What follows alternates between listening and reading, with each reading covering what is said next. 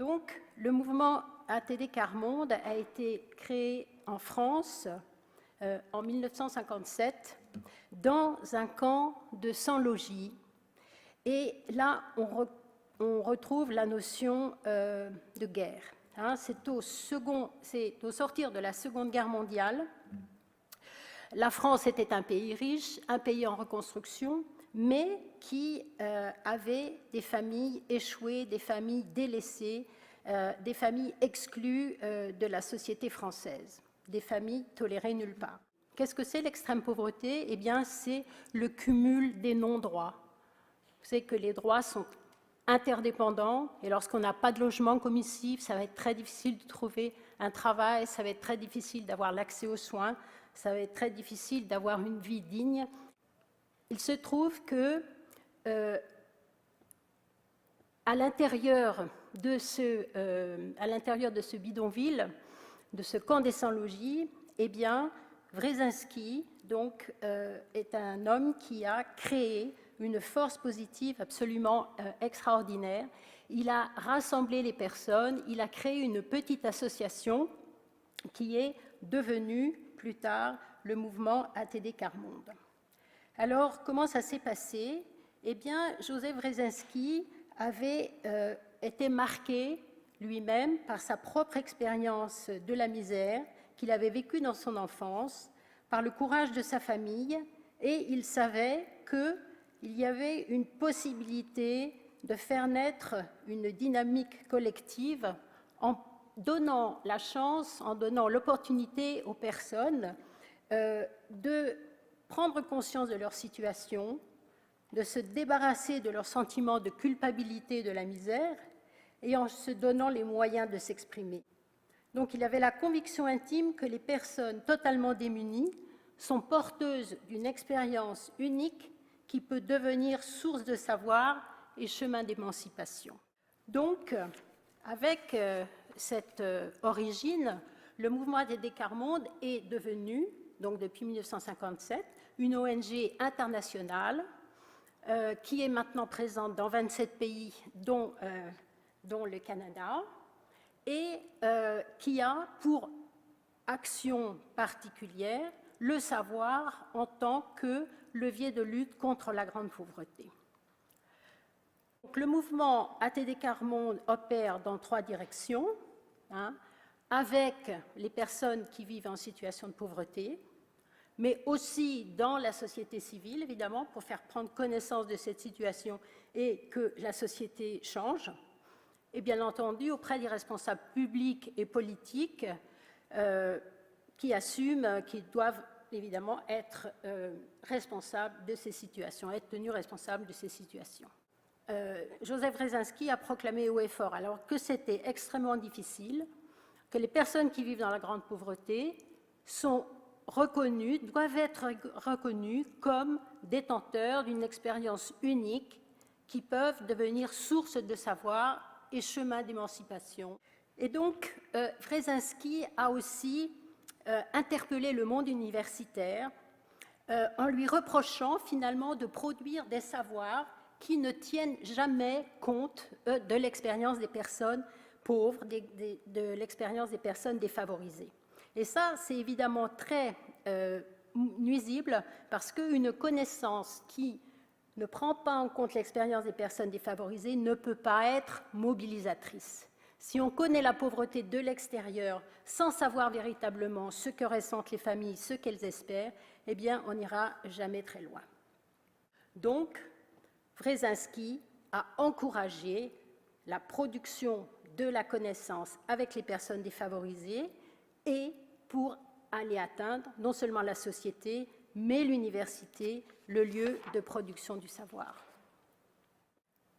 Comment arriver à faire surgir cette connaissance mobilisatrice?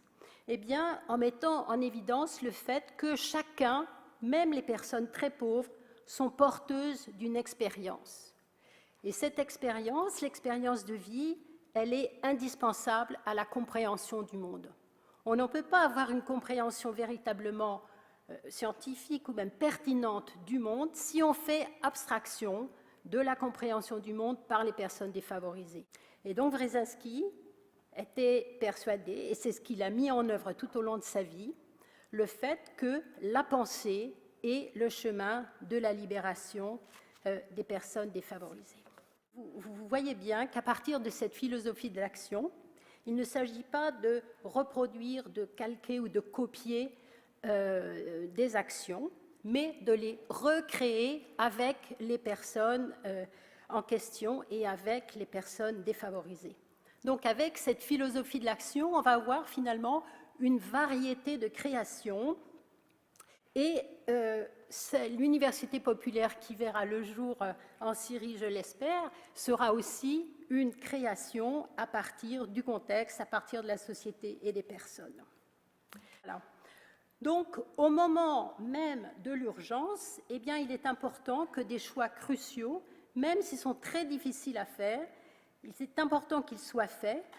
Par exemple, développer la solidarité de façon inconditionnelle, pratiquer, donner la priorité d'action avec toute la communauté, être sûr que personne n'en est exclu, s'approprier la maîtrise des distributions, résister aux choix imposés par l'aide internationale s'ils ne répondent pas aux aspirations et s'ils altèrent les possibilités pour l'avenir.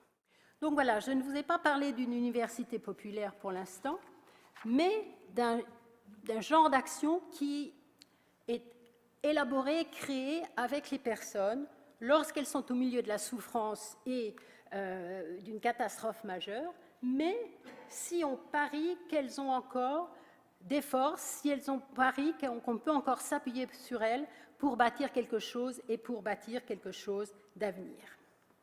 Alors, l'Université populaire Quart-Monde, c'est une action qui, elle, est aussi basée sur la production du savoir émancipatoire, mais qui a été systématisée, qui existe depuis longtemps, qui a été donc fondée en 1972 par Wresinski et qui existe maintenant dans une dizaine de villes en France, dans les pays européens, ici à Montréal, à quelques blocs de notre université, et aussi dans les pays du Sud.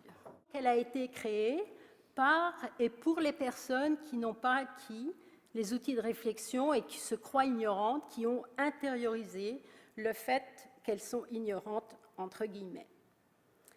Alors, la première chose, bien entendu, c'est qu'il faut aller à la rencontre des personnes très pauvres.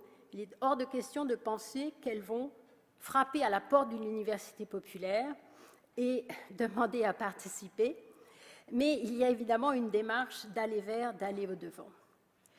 Il y a aussi quelque chose qui est un peu contre-intuitif, c'est de solliciter la pensée et l'intelligence des personnes alors qu'elles sont dans le dénuement le plus total. Même à ce moment-là, et je dirais même surtout à ce moment-là, c'est important de les solliciter pour quelque chose d'éminemment humain, qui est la pensée et le savoir, et non uniquement matériel, comme la distribution de nourriture ou autre. Donc l'université populaire construit un savoir dans un dialogue entre les différents membres qui en font partie.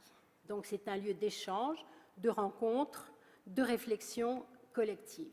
Ici, donc, on voit tout simplement les gens qui sont heureux d'être ensemble, de milieux sociaux différents et qui dialoguent sur des thèmes qui ont été choisis par les membres de l'université populaire eux-mêmes. C'est important qu'ils aient la maîtrise au maximum des choses qui vont être débattues pour pouvoir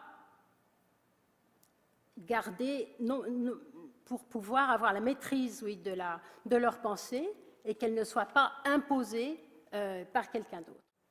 Alors, l'université populaire, comment elle s'organise? Eh bien, il y a d'abord une réflexion entre pairs, c'est-à-dire entre personnes qui ont la même expérience de vie. Parce qu'il est très difficile de se mettre à parler, de se mettre à penser lorsqu'on est considéré, lorsqu'on est convaincu qu'on n'est pas capable. Mais par contre, dans les échanges, une fois que entre groupes de pairs, ces échanges ont eu lieu, eh bien, les personnes vont être capables d'affronter le dialogue avec d'autres et ce sera beaucoup plus facile. Et donc, le dialogue avec d'autres et le dialogue avec un invité qui va lui apporter un savoir universitaire, un savoir différent. Il y aura donc là un croisement des savoirs et le dialogue est mené par un animateur. Donc l'université populaire a 3 dimensions. Elle a une dimension éthique dans le sens où elle engage un comportement différent vis-à-vis des personnes qui vivent la pauvreté et l'exclusion. Elles sont le centre. Au lieu d'être exclues, elles vont être le centre et elles vont être la production du savoir. Elles vont être à la source du savoir. Il y a donc une épistémologie différente puisqu'elle donne un nouveau statut au savoir d'expérience, au savoir coproduit. Ce que je disais, elles vont être le centre de nouveaux savoirs. Et une dimension politique parce qu'elle engage à revoir les relations entre les citoyens et à leur contribution à la démocratie. Il y a donc une inversion totale des rapports de savoir. La personne qui était réputée ignorante, eh bien, va être la source.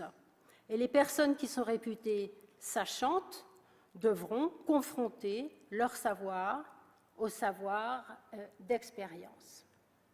Donc cette modification des rapports au savoir donne toute leur chance aux personnes qui se croyaient ignorantes et qui vont à nouveau arriver à partager et à maîtriser leur vie. Comment se passe cette construction de savoir? Eh bien, par une réflexion sur l'expérience. On demande aux personnes en situation de pauvreté de réfléchir pour elles-mêmes. Qu'est-ce que c'est, par exemple, la violence? Ou qu'est-ce qu'elles souhaitent comme école pour leurs enfants? Et cette réflexion sur l'expérience permet de produire une nouvelle identité, de produire du sens et de produire des savoirs. Alors, la condition de mise en œuvre de l'université populaire est très importante.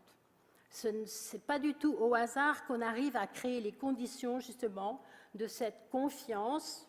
Alors, je les évoque ici. Il faut que les différents membres de l'université populaire rentrent dans une relation de réciprocité. Il faut qu'il y ait une reconnaissance des uns et des autres. Il faut un respect inconditionnel de la dignité de la personne. Il faut aussi s'accorder du temps, respecter la liberté des gens.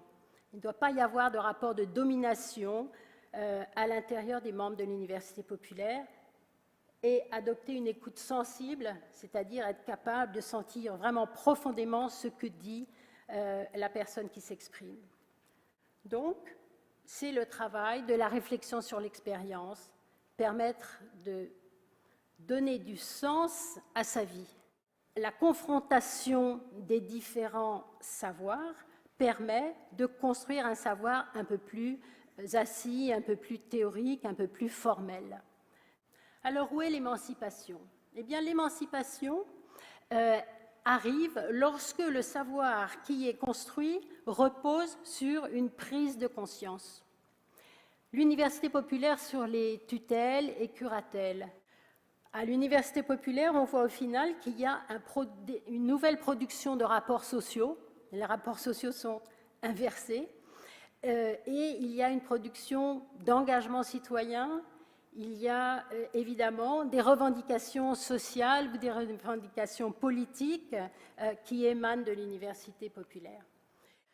Alors, le modèle de la construction du savoir émancipatoire, eh bien, voilà comment je le présente. Il y a d'abord une rencontre avec une reconnaissance mutuelle et une prise de conscience de la valeur de la personne. C'est là qu'elle se construit et son individualité se bâtit. Donc, la personne lit son expérience, fait une autoréflexion et voit de nouveaux schèmes de sens. En même temps, elle acquiert de nouveaux outils parce qu'elle va avoir besoin d'utiliser un langage plus recherché, plus précis, etc. Donc, il va y avoir une construction personnelle. Et puis, par groupe de pairs, une médiatisation des échanges. Il va y avoir différentes prises de conscience. Alors, je vais reprendre ma conclusion en 5 points. Je dirais, le premier point, c'est véritablement avoir pour toute action comme repère la personne la plus vulnérable. Si votre action arrive à toucher l'enfant le plus fragile, le plus traumatisé, la personne la plus exclue, le jeune le plus découragé, vous pouvez être sûr que l'action sera pertinente et libératrice pour tous. Elle sera facteur de paix parce que tout le monde se sentira inclus dans le projet. Le deuxième point, c'est considérer les plus défavorisés comme acteurs potentiels de leur libération. On a bien vu en Haïti, comme à l'Université populaire, les gens ne sont pas considérés comme des victimes ou on n'attend pas tout de l'extérieur, mais au contraire, susciter la force mobilisatrice de l'intérieur pour que les gens agissent, pas seuls bien sûr, mais d'abord à partir d'eux-mêmes. Le troisième point, c'est s'appuyer sur les forces que représentent qu'ont les personnes, même si elles sont très faibles, et repérer les aspirations profondes qui vont permettre de se mobiliser pour un changement. Alors, le quatrième point, c'est s'engager dans une relation réciproque égalitaire et comprendre le monde du point de vue de l'autre, du point de vue du plus pauvre. On ne peut pas reconstruire le monde si on fait abstraction de la compréhension du monde par les plus pauvres. Et le dernier point, bien entendu, c'est mobiliser au-delà de la communauté pauvre en gagnant des alliances par une compréhension commune profonde. L'alliance va se faire non pas par le pouvoir, puisque les pauvres n'en ont absolument aucun, ou même pas un pouvoir économique, même pas le pouvoir de faire la grève. Non, leur existence n'a aucun sens, ne gêne personne, leur absence d'existence ne gêne personne, mais ils ont un espoir de gagner des alliances par une compréhension commune. Et donc s'engager ensemble, ensuite, avec les personnes qui ne sont pas pauvres, qui sont leurs alliés, dans des actions fondées sur cette dynamique construite dans cette transformation sociale. Voilà, pour qu'elles ne nuisent pas aux personnes concernées. Parce qu'intervenir, on l'a vu, dans les situations de crise, comme dans la grande pauvreté, eh bien, a un risque grave d'empirer la situation. Donc avec toutes les conditions, avec les précautions qu'on a pu tirer de l'expérience, eh bien, au contraire, on peut arriver à mettre au jour des forces et à opérer une transformation sociale.